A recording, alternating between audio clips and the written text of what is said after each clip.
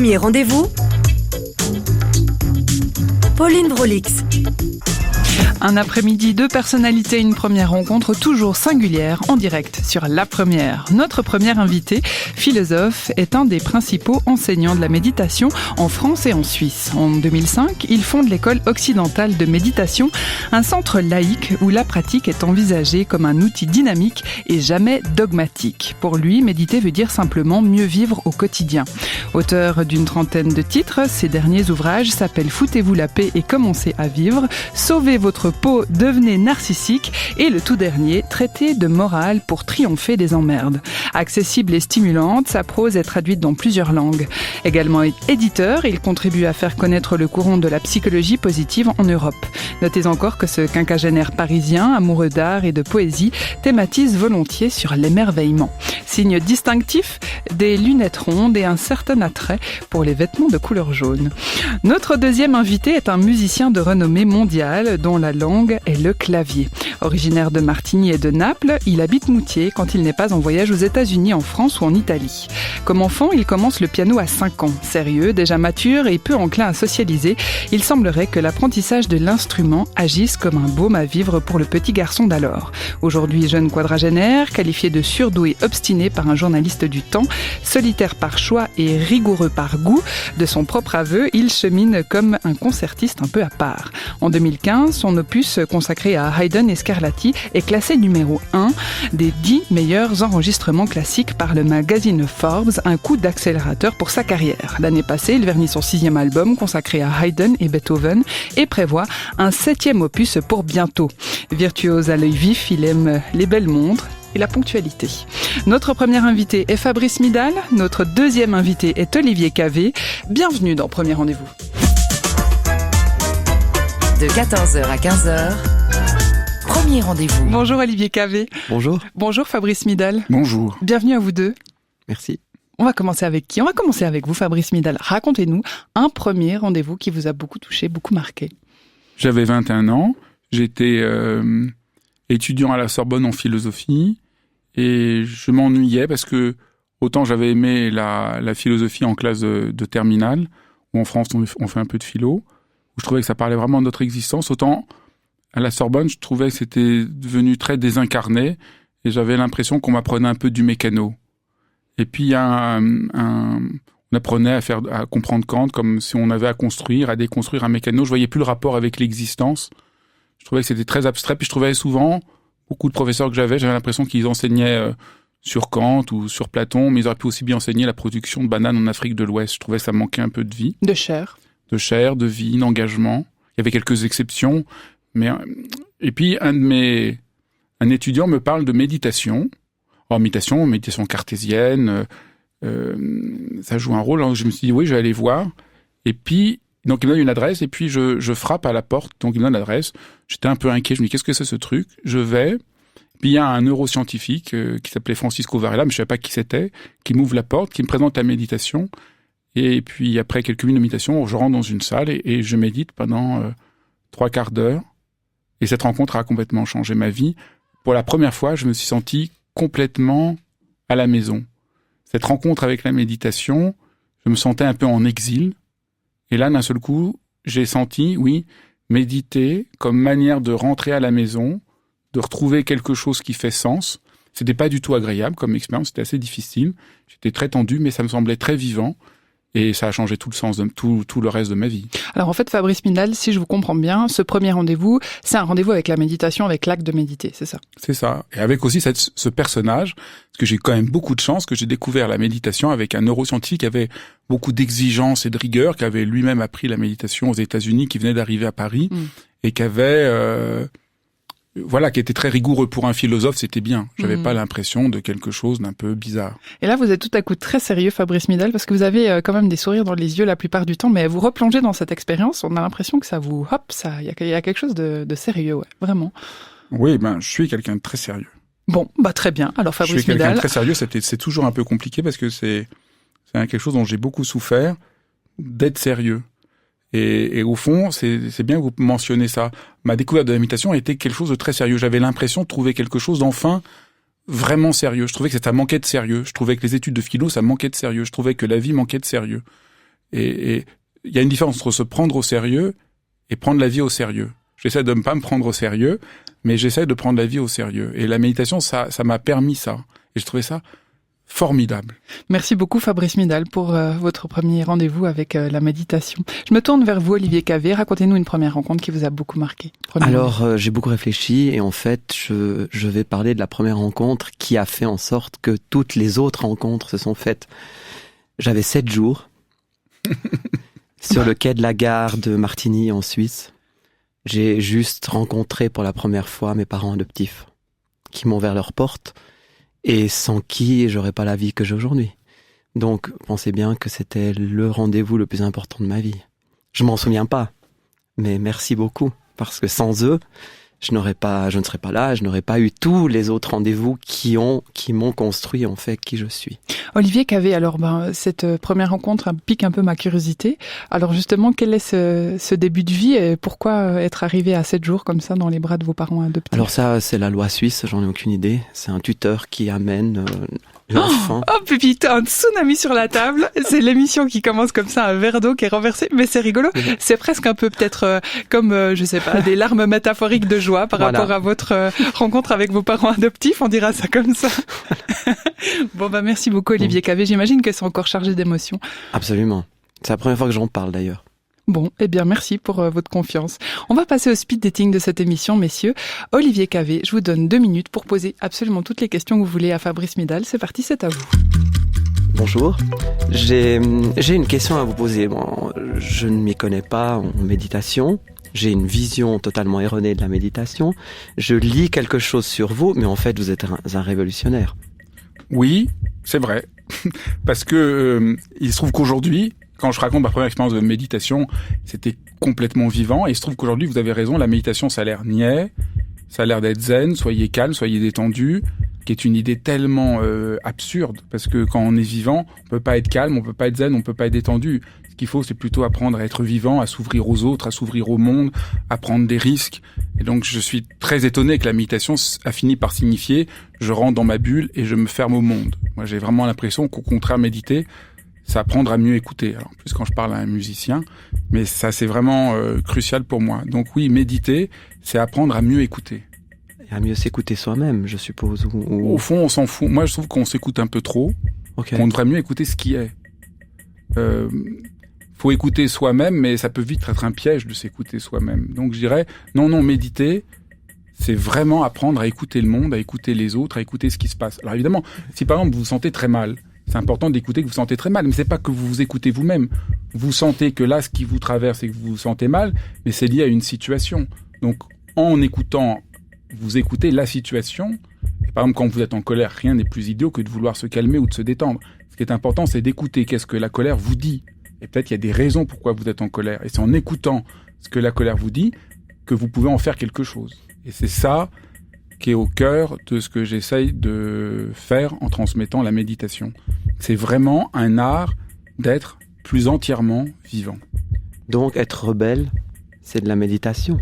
Disons pour moi, la méditation, dans cette manière d'entrer dans la présence, dans l'ouverture, nous implique à pouvoir dénoncer tout ce qui tue la vie. Et dans notre monde, il y a beaucoup de choses qui tuent la vie, qui tuent le silence, qui tuent la présence, qui tuent la rencontre. Et donc, c'est pas que je vais être révolutionnaire pour être révolutionnaire, mais cet engagement dans la méditation m'a conduit à avoir un regard sur toutes les causes de souffrance de notre temps. Merci beaucoup Olivier Cavé, on est arrivé au bout de ces 2 minutes de questions. Est-ce que vous en avez une? Oui, mais on a toute l'émission, on a jusqu'à 15h. Je voudrais bien parler avec lui pendant des heures, donc... on a encore l'occasion d'y aller jusqu'à 15h, donc on va continuer si vous voulez bien. Mais Fabrice Midal, un peu plus d'informations sur qui vous êtes. Donc vous êtes quinquagénaire, parisien, souvent en Suisse pour la méditation, pour votre enseignement. J'ai la chance, on a une grande antenne de l'école à Genève et j'espère bientôt à Neuchâtel. Et donc je viens régulièrement. À Genève. Pourtant, votre histoire avec la Suisse est plus longue que ça, si j'ose dire. Racontez-nous. Alors, il y a John Hasselbacher, qui est notre régisseur, qui vient un petit peu éponger le plateau. C'est pour ça que vous entendez des petits bruits de tapotement. C'est bon, c'est réglé. Merci beaucoup. On continue avec vous, Fabrice Midal. Cet engagement dans la méditation, ça a pris vraiment une dimension extrêmement ample, parce qu'au fond, au début, c'était juste s'occuper de méditation, mais après, La méditation, c'est la question de la présence, et elle est au cœur de tout. Elle est au cœur de l'art, elle est au cœur de la pensée, elle est au cœur de la politique. Et très vite, cette question de la méditation a déplacé pour devenir une question centrale. Et de plus en plus, je me suis interrogé sur tout ce qui nous empêchait aujourd'hui de favoriser la vie et d'être présent, toute cette forme d'imposture, et qui m'a conduit d'abord à écrire « Foutez-vous la paix », parce que je me rendais compte qu'on était tout le temps conduit à devoir faire mieux, on s'en voulait de ne pas être performant, et cette hystérie de la rentabilité nous menace. C'était ça que je trouvais vraiment important de réussir à montrer, et articuler comment la méditation doit pouvoir nous aider à pouvoir dire non à l'hystérie de la rentabilité qui nous empêche de prendre les bonnes décisions, d'être juste. Fabrice Midal, merci beaucoup. Juste pour vous, sur vous, d'où venez-vous ? Vous êtes issu d'une famille juive qui a connu un sacré parcours, qui a transité par la Suisse. Vous voulez bien nous raconter ? Oui, j'essaie d'éviter le... Je n'avais pas envie de reparler de ça. Alors, si vous voulez pas parler de ça... Mais disons, non, vous avez posé la question. On peut, disons, rapidement, mes 4 grands-parents, donc j'ai un lien très profond avec la Suisse et j'y viens souvent, mais il se trouve que mes 4 grands-parents ont été sauvés pendant la guerre en venant en Suisse. Et donc voilà, donc c'est sûr que ça a joué un rôle et j'ai pu demander il y a quelques années au gouvernement suisse de recevoir les papiers des entretiens de mes grands-parents, de tous leurs dossiers. Et c'est quelque chose évidemment qui a été très émouvant pour moi d'un seul coup de recevoir des documents extrêmement détaillés de l'interrogatoire de mes grands-parents à la frontière suisse. Vous avez relayé notamment cette histoire dans un article de l'Illustré il y a quelque temps maintenant. Oui. Voilà, on dira que vu que vous n'avez pas envie de vous attendre là-dessus, on va passer à autre chose si vous voulez bien. Fabrice Midal, je vous donne 2 minutes pour poser toutes les questions que vous voulez à Olivier Cavé. On retourne ce speed dating, c'est à vous. Comment c'est venu la musique ? Par hasard, mes parents étaient très inquiets parce que j'étais complètement asocial. Et ils voulaient absolument que j'ai une activité, donc ils m'ont mis un peu partout. Et ils m'ont mis au cours de piano, et ça a été un bouleversement total.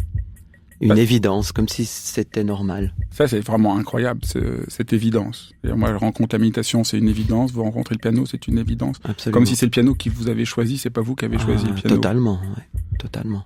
Et le piano était partout, sur les murs, sur les bancs d'école... Dans le jardin d'enfants, c'était do, ré, mi, fa, sol, fa, mi, ré, do, partout. Il était partout. Et comment, quand on est pianiste, on s'engage à jouer un compositeur plutôt qu'un autre ? Le coup de cœur, c'est naturel. C'est le compositeur qui vous choisit. Moi, certains compositeurs m'ont choisi peut-être parce que je ne sais pas pourquoi. Je les aime. Et d'autres, je les aime aussi, mais je n'arrive pas à les jouer. Et moi, ce qui m'intéresse au plus haut point, parce que j'ai une sorte de... J'ai vu que vous aviez... On en a parlé tout à l'heure, joué Scarlatti, qui n'est pas un des musiciens les plus joués. Et comment ça s'est fait, cette rencontre avec Scarlatti ? En plus, le joue au piano, ce qui n'est pas toujours très fréquent. Absolument. En fait, par hasard, à Naples, mon père m'offre un disque de la grande pianiste napolitaine qui était Maria Tipo à l'époque. Et j'avais 5 ans, 6 ans. Ah oui, il y a très longtemps. Oui, et je suis tombé amoureux de cette musique. J'ai un souvenir, j'écoutais ce disque, et ce disque me parlait. Et pourquoi ? Je ne sais pas, je comprends pas. C'était en moi, c'était naturel, c'était un langage naturel. Est-ce que maintenant, avec les années et puis le fait de jouer, il y a des choses qui s'éclairent ? Pourquoi Scarlatti ? Je pense parce que Scarlatti était napolitain. Et il a traité le clavier comme seul un napolitain peut le faire. Et moi, j'ai grandi à Naples. C'est quoi être napolitain ? C'est être complètement libre. C'est être soi-même. C'est faire ce que l'on veut. Il a trahi toutes les règles de l'harmonie et du contrepoint, Scarlatti. Il faut pas l'oublier. Il y a qu'un napolitain qui peut le faire. Merci Fabrice Midal, on arrive au bout de ces 10 minutes de questions, mais je vois que vous êtes très inspiré. Vous avez une autre question pour Olivier Cavé ? Moi, je trouve ça très éclairant. Moi, ce qui me fascine chez Scarlatti, c'est une des très rares musiques non religieuses que je trouve. Je trouve que c'est une musique très chevaleresque. Absolument. Donc ça m'a beaucoup parlé. Et quand j'ai de réfléchir, moi, à comment transmettre le sens de la méditation comme manière d'être courageux, de s'engager dans le monde, mais de manière non religieuse, Scarlatti est devenu vraiment une sorte d'évidence et je suis fou de Scarlatti pour cette raison-là, que je trouve que c'est très rare. En fait, à l'époque, on composait ou de l'opéra ou pour Dieu. Et lui a été le premier compositeur à donner sa vie à un instrument. Un instrument était juste là pour accompagner C'est une extraordinaire voix. comme histoire. Moi, je trouve que c'est vraiment bouleversant. Je trouve ça incroyable. Alors Olivier Cavé, vous d'une certaine manière aussi, vous avez donné votre vie jusqu'à maintenant au piano. C'est aussi ça? Non, pas du tout. Alors. Non. Non. Moi, je suis... non, surtout pas. Alors Surtout pas. pourquoi? Ça serait une erreur monumentale.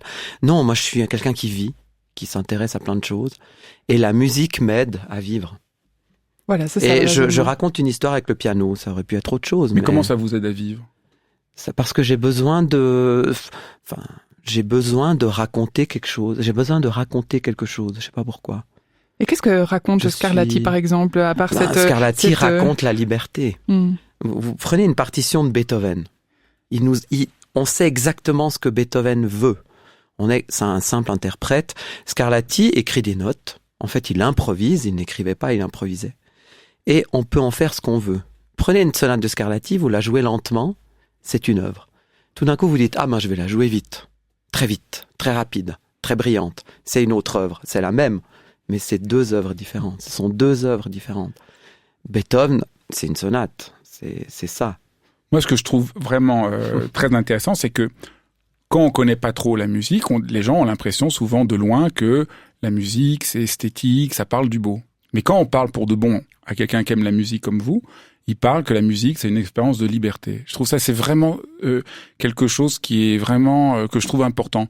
C'est très important d'entendre que l'art parle de la vie et qu'il n'y a pas de séparation et que la séparation qu'on a fini par faire crée énormément de souffrance. Fabrice Midal, notamment vous, l'écoute de la musique fait partie de vos enseignements. Avec la méditation et sans la méditation, et vous regardez ce qui se passe ensuite. Je me trompe pas, n'est-ce pas? Alors, donc j'essaie d'enseigner la méditation. Comme aujourd'hui, tout le monde pense que c'est un truc pour être zen, rentrer dans sa bulle, et que je devais de temps en temps enseigner la méditation à un grand public, j'ai commencé à faire avec une amie, avec plusieurs amis musiciens, dont une amie qui est violoniste, qui s'appelle Anna Goken, qui va bientôt venir du reste à Genève. Elle joue, elle est violoniste, elle joue du Bach, elle joue un morceau, et je fais une expérience, je guide après un exercice de méditation, très simple, où j'invite juste les gens à se foutre la paix, à pas chercher à se détendre, à juste être présent, à juste être avec ce qu'ils sont. Et je leur donne quelques indications pour écouter le morceau. Et Anna va rejouer exactement le même morceau après. Et elle rejoue. Et personne n'entend la même chose. Et les gens sont complètement stupéfaits que les quelques moments où j'ai guidé la méditation leur permet d'entendre autrement. Parce qu'il y a comme une appréhension avant d'écouter la musique. On a peur de pas être à la hauteur. On a l'impression de pas comprendre. On a l'impression qu'il faudrait avoir un bagage culturel. On a l'impression, puis la musique classique, les gens ont l'impression que c'est... Et d'un seul coup, ils se rendent compte que, en tant qu'ils sont des êtres humains, la musique leur parle au plus profond d'eux-mêmes. Et ils découvrent que la méditation, ça n'a rien à voir avec le fait de rentrer en soi. C'est apprendre à écouter le monde. Ou comme je dis dans mon dernier livre, triompher des emmerdes. Mais triompher des emmerdes, ça veut dire j'entre en rapport au réel. Je rentre dans un certain rapport d'objectivité. Je sors de juste ce que je sens qui peut m'emprisonner. J'entre, voilà, j'ai moins peur du réel, j'ai moins peur de ce qui se passe. Et donc c'est une expérience, je dois dire, très très importante pour moi, et je fais de plus en plus ce dialogue entre la méditation et la musique. Alors on va partir en musique avec vous, Olivier Cavé. Vous nous présenterez le titre une fois qu'on l'aura écouté.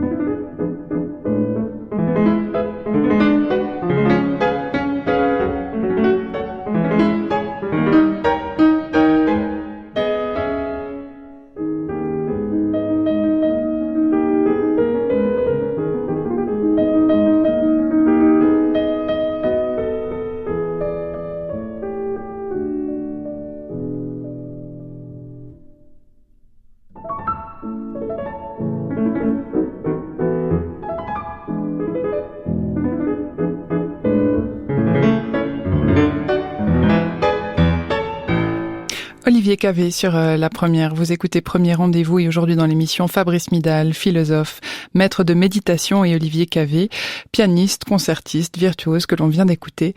Et de quoi parlait cette chanson et comment s'appelle-t-elle cette chanson, cette œuvre plutôt? C'est le petit scherzo de la 2e sonate de Beethoven. C'est ses premiers pas et c'est une sonate injouable en fait, que j'adore. Pourquoi injouable? Parce que c'est un prototype. Il faut bien s'imaginer Beethoven, fou, génial, élève de Haydn à l'époque, et Haydn le détestait parce qu'il découvre qu'il y a quelqu'un de plus génial que lui en face de lui, et il compose ses 3 premières sonates. La première sonate est dramatique, la deuxième, celle-ci, est pleine d'humour, et la troisième est une symphonie au piano. Et voilà, ça c'est un petit extrait des premiers pas du plus grand génie pianistique de notre histoire de la musique. Olivier Cavé, quand vous mettez à votre piano, est-ce que vous avez des scènes qui vous apparaissent par rapport à l'histoire et à ces compositeurs? Alors je suis passionné d'histoire en fait, je fais de la musique surtout pour ça en fait. Pourquoi à telle époque il y avait telle musique? Pourquoi Beethoven est né, enfin a existé à telle époque? Pourquoi il a composé ça? D'ailleurs, c'est pour ça que je mets toujours ensemble des compositeurs. Là, dans ce disque, dans mon dernier album, j'ai mis ensemble Haydn et Beethoven, qui élève maître élève. On ne sait pas qui est le maître et qui est l'élève au fond. Hein. Et j'aime bien cette confrontation parce qu'ils se détestaient. Et puis, je me raconte plein d'histoires. En fait. Vous avez presque un petit regard par en dessous quand vous dites qu'ils se détestaient comme ça. Mais c'est ça qui m'a passionné. Autant Haydn, Scarlatti que j'ai mis ensemble sont des frères, sont les mêmes. Haydn a continué le travail de Scarlatti. Autant Haydn ensuite devient le professeur de Beethoven et il se déteste. Mais en même temps, ces 3 sonates, à qui va les dédier Beethoven? À Haydn. Olivier Cavé, vous êtes assis à côté de Fabrice Midal. Est-ce que ça vous interpelle? Moi, ce qui m'a beaucoup touché, c'est la manière dont vous écoutez la musique. Parce qu'il y a des pianistes qui posent... non, je connais pas, j'ai juste entendu là. Mais ce que j'ai entendu, c'est que j'ai senti que vous écoutiez. Et je trouve des fois, il y a des pianistes qui ont leur interprétation, et puis il y a des pianistes qui font entendre la musique. Et là, j'ai trouvé ça très très émouvant comment vous écoutiez. Ah oui. Oui, comment vous écoutiez Beethoven, je trouvais ça très très très très émouvant. Fabrice Midal. Ah, en fait, j'ai fait un lapsus là parce qu'en fait, Fabrice Midal, c'était un nom qui aurait pu exister. Mais il n'existe pas. Vous voulez parler de ça ou pas? Non. Alors, Fabrice Midal, vos lunettes jaunes, si rondes, si belles, si toniques comme des citrons, pourquoi vous les avez choisies? Je ne sais pas. Et je ne veux pas savoir. Elles me plaisent. J'adore, je trouve que les lunettes rondes, c'est juste formidable. Sans doute, je suis marqué par le fait que dans les années 30, 40, tout le monde portait des lunettes rondes. Donc, tous les écrivains que j'ai lus... tous les artistes portaient des lunettes rondes et je trouve ça très beau. Et alors après, pourquoi jaune? Je n'ai aucune idée et je ne veux pas savoir. Ça me parle. J'adore le jaune. Pour l'instant. C'est une couleur de joie aussi, hein? Mais moins j'en sais, mieux ça vaut. Si je sais, j'aurais ça n'aurait pas de sens. Ce qui est bien, c'est comme quand on est amoureux de quelqu'un, on est amoureux, on ne sait pas pourquoi et du coup, on a tout le temps envie d'être avec cette personne-là parce que chaque fois qu'on la voit ou quand on aime un musicien, on ne sait pas pourquoi, mais chaque fois qu'on l'écoute, ça nous dit quelque chose. Et ben, le jaune, c'est comme Scarlatti pour moi. Plus je mets du jaune, plus j'aime ça. Plus j'écoute Scarlatti, plus j'aime ça. Plus je lis Rilke, plus j'aime Rilke. Plus je médite, plus j'aime ça. Et je suis très content de pas trop vouloir savoir. Je pense que dans notre monde, on veut trop parfois savoir. Même quand les gens vont mal, des fois, ils peuvent vous expliquer toutes les raisons pourquoi ils vont mal, ce qui les aide pas du tout à aller mieux. Et c'est des choses qui m'interrogent beaucoup sur. C'est bien de vouloir comprendre, mais il y a des choses, c'est important. Aristote soulignait avec juste titre que l'éducation, c'est de savoir ce qu'il faut comprendre et ce qu'il n'est pas nécessaire de comprendre. Olivier Cavé? Alors moi, j'ai toujours voulu comprendre la musique. C'est ce qui a fait que j'ai eu beaucoup de problèmes avec les professeurs. On me disait toujours, il faut jouer ça comme ça. Moi je dis mais pourquoi? Ça c'est pas pareil. Ça c'est questionner, c'est toujours bien. Oui. Je trouve ça très bien. Je voulais souligner que il y a quelque chose qui résiste à la compréhension qu'il faut préserver. Mais ça ne veut pas dire qu'il faut pas questionner. Il y a des choses qu'il faut questionner. Par exemple, si vous jouez de la musique, c'est bien de vouloir questionner pourquoi on joue. Sinon, ça devient dogmatique. Absolument. Avec après savoir pourquoi vous aimez tel musicien plutôt que tel autre, ça, vous pouvez que l'interroger sans pouvoir le questionner. Donc c'est cette distinction-là que je voudrais faire. Fabrice Midal, vous êtes l'auteur de Traités de morale pour triompher des emmerdes, publié aux éditions Flammarion. Vous serez ce soir en conférence à Vidi, à un événement Payot. Les gens sont libres de pouvoir se rendre à cet événement. Il faut juste aller sur votre site et puis s'inscrire. Vous serez aussi demain à Neuchâtel, au Temple du Bas, pour une conférence qui affiche déjà complet, mais vous serez aussi, ce sera le 30 avril, à la Madeleine, à Genève, soirée conférence atelier sur inscription sur votre site internet aussi. Dans votre traité de morale pour triompher des emmerdes, il est question de métis, et c'est une petite devinette pour vous, Olivier Cavé. Qui est métis ? C'est dur. Vous avez une intuition, une idée par rapport à...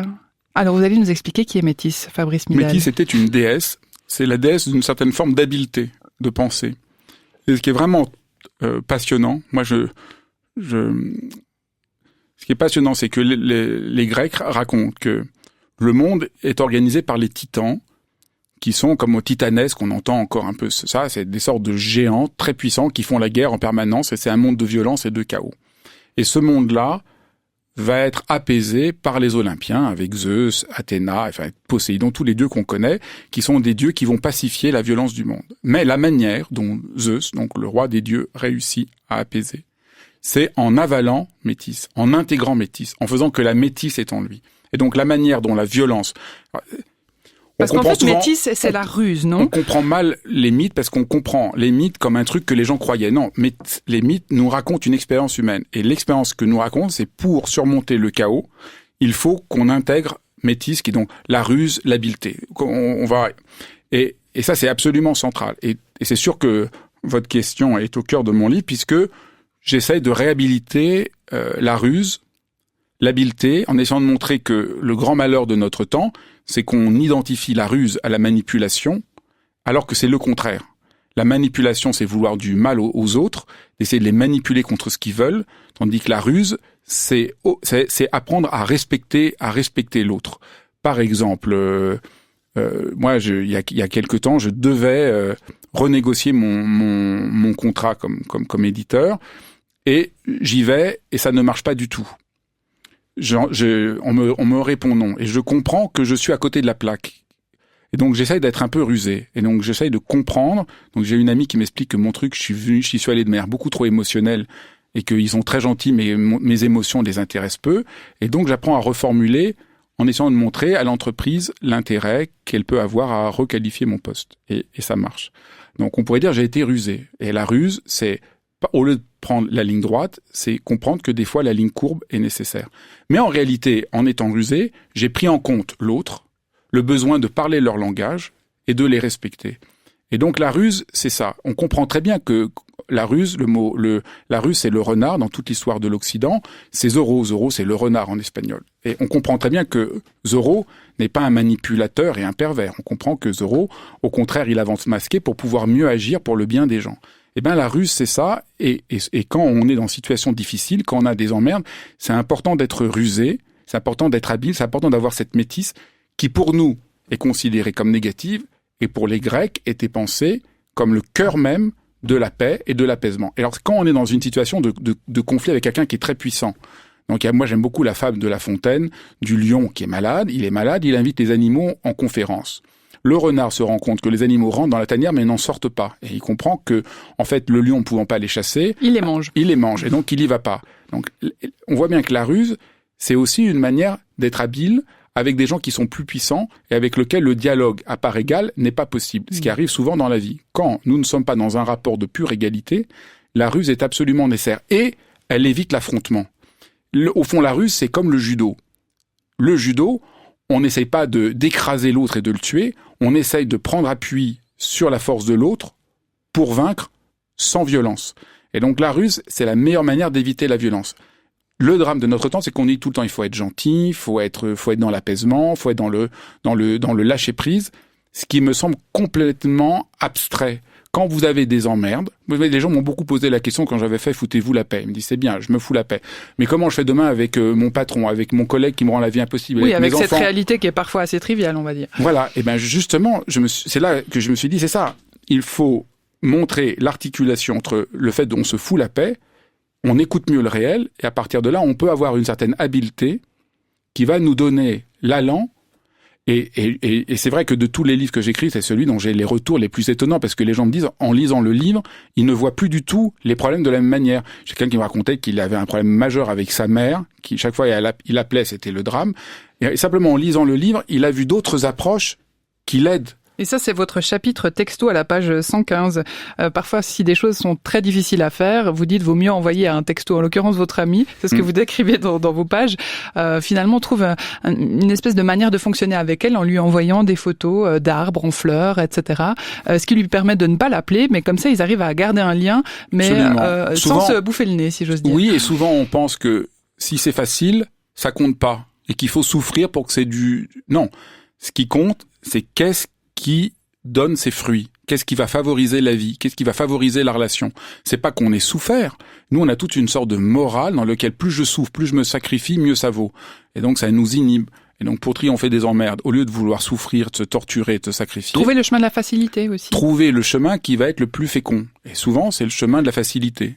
La facilité, la ruse, quelques astuces qu'on trouve dans votre livre « Traité de morale pour triompher des emmerdes » de Fabrice Midal. Olivier Cavé, on vous a pas beaucoup entendu. Vous écoutez attentivement comme ça. Oui. Vous, cette question de ruse, est-ce que ça vous parle? Est-ce que vous l'utilisez? Enfin, tout ce que dit monsieur me parle beaucoup. En fait, je suis surpris aujourd'hui, plus le temps passe, plus j'ai l'impression que les gens n'écoutent plus. Ça, c'est central. Voilà. Ça, c'est tout l'enjeu de mon livre. C'est au lieu d'être centré sur soi, écoutez. Vous voulez aller mieux, écoutez. Voilà. Et on ne sait plus écouter. Voilà. Et en tant que musicien, je sais ce que ça veut dire qu'écouter. Et moi, le meilleur conseil qu'on m'a donné au piano, c'est écoute-toi. Ne joue pas, écoute-toi.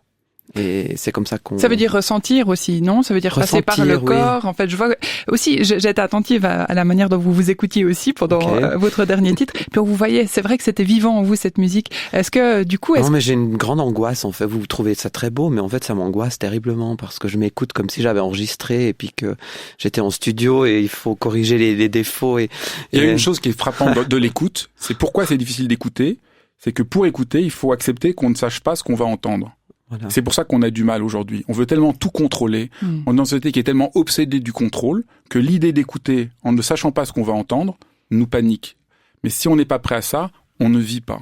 Fabrice Midal, vous qui êtes tellement bien armé justement pour... je ne sais pas si armé c'est le bon terme, mais disons que vous êtes vraiment bien équipé pour faire face aux imprévus de la vie, aux frustrations, etc. Vous en parlez très ouvertement, vous parlez de votre vulnérabilité aussi en tant qu'homme. Qu'est-ce qui vous fait encore peur aujourd'hui? Est-ce que vous êtes un homme sans peur? Ah non, mais d'abord j'écris beaucoup dans mon livre que toutes les idées qu'il faudrait être parfait, sans peur, etc., c'est absurde. Par exemple, grâce à la méditation, je travaille avec quelqu'un qui est parti, qui a changé de métier, et j'ai eu un nouveau collaborateur dans mon boulot. Et ben, grâce à la méditation, j'étais extrêmement triste et extrêmement angoissé. Et je remercie la méditation de m'avoir permis d'être triste et angoissé. J'étais triste parce que je travaillais depuis des années avec lui et qu'il est parti et que ça me faisait beaucoup de peine. Et j'étais angoissé de travailler avec quelqu'un avec qui je travaille de manière très rapprochée. Et je me suis dit, mais comment je vais faire pour travailler avec quelqu'un d'autre? Et je suis heureux de ça. Donc c'est le contraire de l'idée qu'il faudrait, grâce à je ne sais quoi, ne plus avoir peur.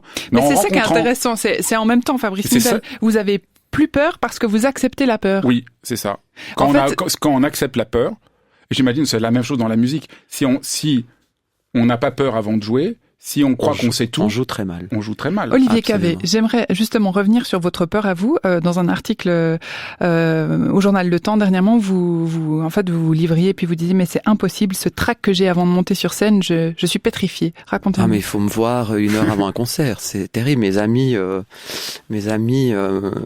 quelques amis qui m'ont vu avant un concert ont eu très peur. En fait, j'aurais donné la peur.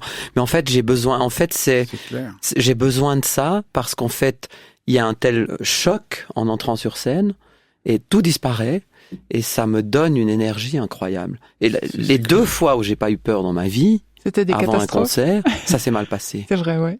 Parce que j'étais trop bien. Mais oui, c'est tel. Ça, c'est. Vous voyez, dès qu'on parle en vérité avec quelqu'un, il dit des choses comme ça, et dès qu'on repart dans les conseils de psychologie de cuisine banale, on dit il faut pas avoir peur, faut être tout puissant. Oui. C'est ridicule, c'est Moi, juste affreux. On me dit, il faut faire. Alors médite les pour organisateurs, calmer. Moi, je vais imaginer faire de quoi du je sais yoga, faites du yoga, Monsieur Cavé. Mais non. Faites de la méditation, Monsieur Mais Cavé. horrible, On me l'a au dit. Mais alors Et que moi, je dis, faut-il mais- faire? Rien, justement, rien.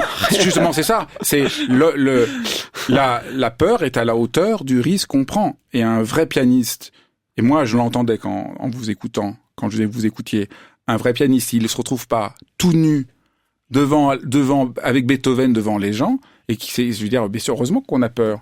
Et c'est un combat incroyable. Et c'est ça qui fait la grandeur. Et moi, je pense que ce qui est intéressant pour les auditeurs, cette rencontre, voilà, ça fait, on peut faire au lieu de sentir coupable, d'avoir des émotions, etc., il faut en prendre appui pour en faire quelque chose. Et là, vous en faites quelque chose de la peur. Après, il pourrait y avoir une peur qui vous empêche de jouer. Mais là, au contraire, ça vous permet de jouer. Et c'est ça qui est absolument central. Là, aujourd'hui, il faudrait plus être en colère, faudrait plus être triste, faudrait pas être jaloux, faudrait pas, c'est juste, mais intenable. C'est invraisemblable. On a inventé un discours. Et alors, ce qui serait très intéressant de remarquer, c'est comment ce discours soyez calme, soyez en paix, soyez zen, est inséparable d'un certain discours d'une certaine société qui veut soyez plus productif, Consommer. jusqu'à l'épuisement. Ouais. Et donc, il y a une collusion entre un certain discours psychologique et un certain discours d'une violence sociale qui entraîne à des conséquences, parce que quand on voit l'épidémie, l'hémorragie de burn-out, l'hémorragie de souffrance aujourd'hui, il est temps de tirer le signal d'alarme. Et le signal d'alarme, c'est ça. C'est d'entendre Olivier Cavé qui dit sa peur qui lui permet de jouer. C'est extrêmement important aujourd'hui. Quand on a peur, on se sent coupable. Ce qui est dramatique, c'est qu'on vient de me dire, il faut pas avoir peur. C'est ça. Comme les gens moi j'ai beaucoup de gens qui viennent me parler après mes livres, me disent, votre livre m'a tellement fait du bien parce que j'ai perdu mon mari ou j'ai perdu ma femme et tout le monde me dit que je devrais faire mon deuil. Et ça fait 3 ans et je suis toujours triste. Mais c'est juste insensé, cette sorte de dogmatisme dans lequel on devrait vivre une telle expérience, on devrait rentrer dans ce moule, on devrait être calme. C'est juste d'une violence. C'est extraordinairement violent. Bon, parfois les gens aussi ont envie que leurs proches aillent bien et il y a une forme de bienveillance, on essaye de faire tous comme on peut, etc. Des fois, c'est pas de la malveillance. Oui, mais oui et non. En même temps, aller bien, c'est laisser aussi les gens entrer en rapport avec attention et bienveillance avec ce qu'ils ont à vivre. Et il y a des chagrins qui doivent être honorés. Et si on ne peut pas accepter ça, on prive l'humanité d'une dimension centrale. Si on enlève dans la musique tout ce qui est triste parce que soi-disant il faudrait qu'on soit que positif, eh ben il y a plus de musique, il y a plus de vie. Et donc c'est ça qui nous menace aujourd'hui. Alors repartons tout de suite en musique avec vous, Olivier Cavé. C'est ce titre Minuet. Vous voulez nous le présenter? Alors là, on est dans la première sonate de Beethoven, qui est la sonate dramatique, et c'est le petit menuet. Vous avez choisi les petits mouvements en fait. Alors on va faire une grande écoute par contre. C'est tout de suite sur la première.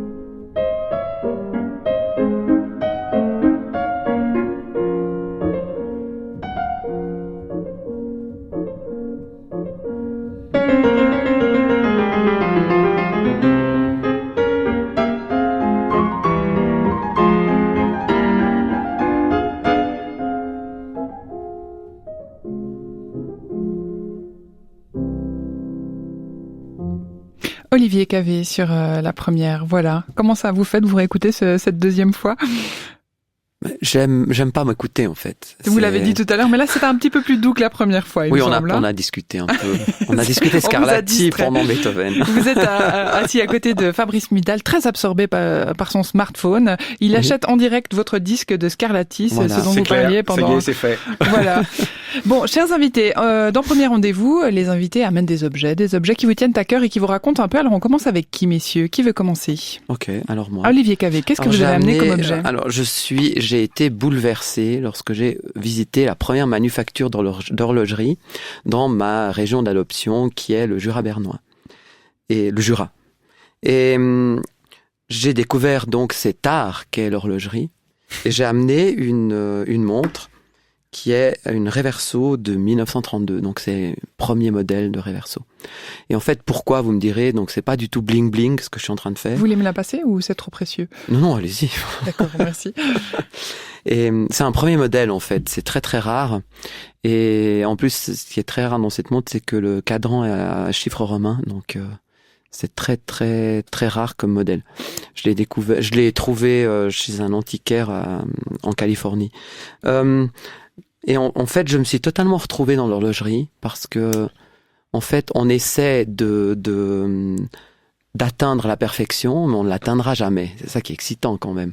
Essayer d'atteindre quelque chose qu'on n'atteindra pas et jamais. C'est ça qui me plaît. Donc les grandes complications, enfin la haute horlogerie. Non, et vous en fait, passionne. une montre mécanique. En fait, vous allez dans une manufacture, il y a des barres de divers métaux qui arrivent et sortent des montres d'une précision hallucinante. Et cette transformation-là qui vous émeut, et cette transformation totalement créatrice et artistique, avec le côté cartésien, oui, ça image très bien ma personnalité, en fait, et je suis complètement attiré. Et ce qui est frappant, quand on regarde la montre, ce que peuvent pas faire les auditeurs, c'est quand on la regarde, elle est juste très simple. Elle est déconcertante de simplicité, comme si le sommet du travail, c'est qu'on ne le voit plus. Bon, ça, je crois que c'est le mouvement des grands artistes, c'est quand ça a l'air simple, non? Mais c'est ce qu'il y a de plus difficile, c'est la simplicité. Olivier Cavé, vous avez dit quelque chose, vous avez trouvé cette montre en Californie, je me trompe pas. Oui. En fait, ça parle aussi de votre vie, ça. Vous habitez à Moutier, vous êtes la plupart du temps en concert à l'autre bout du monde, surtout aux États-Unis, où votre cote de popularité est juste monstrueuse. Racontez-nous. J'ai eu mes débuts il y a exactement 10 ans aux États-Unis. Ça a été un grand rendez-vous, voilà, avec ce pays qui ne m'attirait pas du tout. Et en fait, je suis complètement amoureux de ce pays parce que je joue un répertoire différent du répertoire classique traditionnel. Moi, ce qui m'intéressait, c'était le parcours un peu parallèle comme ça.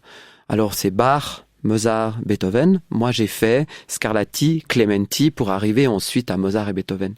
Et autant les Européens ont très peur de la différence, autant les Américains étaient gourmands de connaître cette différence. Et ça m'a beaucoup plu. Et j'ai beaucoup joué là-bas, j'ai beaucoup travaillé, j'ai eu de grands rendez-vous avec un magnifique public très curieux. Vous avez été classé par Forbes en 2015 voilà, parmi les plus grands pianistes de tous les temps. Voilà. C'est quand grande même surprise. Ça vous a beaucoup aidé dans votre carrière, ça aussi, non? Bien sûr. Alors ça, c'est un peu le côté paillette américain. J'ai été invité à la Maison Blanche. Donc ça, c'était un peu... c'était le président Obama. C'est une consécration. Là, comment ça se passe quand on rencontre Obama? Tiens, voilà. En fait, j'ai été très, très, très étonné parce qu'il y a une grande simplicité dans la chose. C'est un Américain qui m'a reçu chez lui. Et c'est assez surprenant. Vous en faites pas des tonnes, c'est assez joli. Non, mais c'était pas du tout comme on peut se l'imaginer. Mais qu'est-ce que vous avez fait à la Maison Blanche? Vous avez juste joué et puis après raconter quelque chose avec ma musique.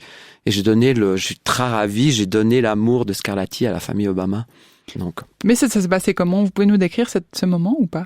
Le concert. Ouais. Le concert, mais en fait, c'est comme sur scène à Gaveau ou à Janada ou. Mais vous êtes dans le bureau ovale, c'est où dans la Maison Blanche? Dans un des salons de la Maison Blanche et. Voilà, il y avait Michel et. Il y avait quelques personnes de la Maison Blanche et c'était un concert privé et j'ai raconté un peu ma vision de ces compositeurs et j'ai joué.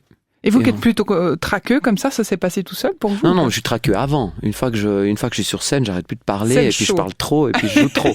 Non, ça, attention. Donc vous vous transformez, et en fait tout s'est bien passé. Mais oui, mais je me transforme grâce au track, en fait. Si j'ai pas le track, je me transforme pas. C'est ce que disait Fabrice Midal aussi, voilà. Par rapport à la qualité de la peur, et comme quoi il fallait la valoriser, parce que tout à coup elle permettait de nous transformer, de nous galvaniser. Ça, c'est la grande anecdote de Sarah Bernard, que je pense que beaucoup de gens connaissent. Sarah Bernard a le trac, et il y a une jeune comédienne qui la voit, elle lui dit « moi le trac, je l'ai jamais ». Et Sarah Bernard lui répond « ça viendra avec le talent ». Eh ben oui, c'est cruel, mais c'est comme ça. Fabrice Midal, qu'avez-vous amené comme objet, vous? Moi, j'ai amené Babar. J'ai amené une figurine de Babar. Avec une petite couronne jaune, son costume vert. Oui, que j'aime beaucoup Babar, parce que je trouve qu'il incarne... Bon, j'aime bien les animaux en général, parce que sur mon livre, j'ai mis un renard. Et j'aurais pu emmener un renard, mais j'ai emmené Babar parce que Babar, je trouve qu'il incarne bien quelque chose de la méditation. Il a une certaine tenue, une certaine ouverture, une certaine élégance.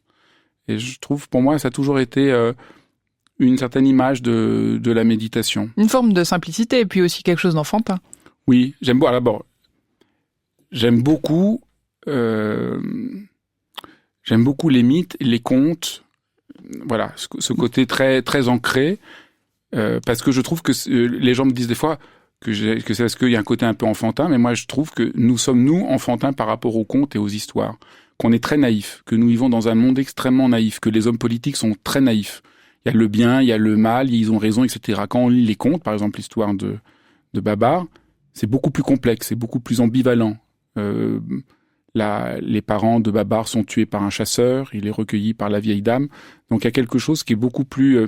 La question de l'angoisse, de la souffrance, du mal est beaucoup plus juste que dans le discours aujourd'hui extrêmement naïf qui je crois nous rend extrêmement impuissants. Au fond, on pourrait dire peut-être ce qui me hante en ce moment, surtout depuis que j'ai écrit Traité de morale pour triompher des emmerdes, ce qui me hante, c'est comment on nous apprend l'impuissance. Et vous parlez notamment de ce qu'on peut ressentir face aux grandes catastrophes écologiques, etc. Par rapport aux catastrophes, mais aussi par rapport aux emmerdes de la vie, notre enfant qui veut plus aller à l'école parce qu'il se fait harceler, tous les trucs de la vie. Je trouve que le discours général, soyez zen, soyez hyper performants, nous apprend l'impuissance. Que pour réapprendre la puissance, il faut faire la paix avec la difficulté, avec la peur, et que ça donne de la force, c'est ça qui donne de la force. Mais c'est étonnant parce que Fabrice Midal, quand vous parlez comme ça a l'air d'être simple et ça a l'air d'être évident. Et en fait, on n'arrive pas à percevoir ce moment. Quand est-ce qu'on accepte et quand est-ce qu'on se dit, ok, ben voilà, maintenant je suis obligé d'aller avec ce qui est. Parce que c'est ça que vous dites, non? L'été dernier, je vais chez des amis et je vois mon filleul. Et mon filleul était très angoissé. Parce qu'il était convaincu qu'il y avait un fantôme dans l'armoire au premier étage, dans la chambre où je dormais. Et ses parents avaient essayé de lui dire que c'était pas logique, les fantômes n'existent pas, ce qu'il n'avait pas du tout calmé. Et donc moi je voyais bien que c'est pas comme ça qu'il faut faire. Donc quand il s'est couché, j'étais le réveiller avec une lampe de poche et j'ai dit il faut qu'on aille voir s'il y a un fantôme ou pas. Tu vas voir par toi-même. Et je lui ai tenu la main, on a monté l'escalier. Il avait vraiment peur, mais en même temps j'étais là pour lui tenir la main. Il avait la lampe de poche, on a regardé partout, il n'y avait pas de fantôme. Et sa peur a disparu. Et c'est ça la vie. Si je reconnais ce qui me fait peur, alors je peux le transformer. Mais très souvent aujourd'hui, notre idée, c'est il faut surtout que j'ai pas d'emmerde. Si j'ai des emmerdes, c'est la catastrophe. Il faut que tout aille toujours bien. Mais là, c'est ne pas être vivant. Être vivant, c'est il y a des emmerdes. Mais les emmerdes, au lieu d'être des murs qui nous arrêtent, sont des portes qu'il faut franchir.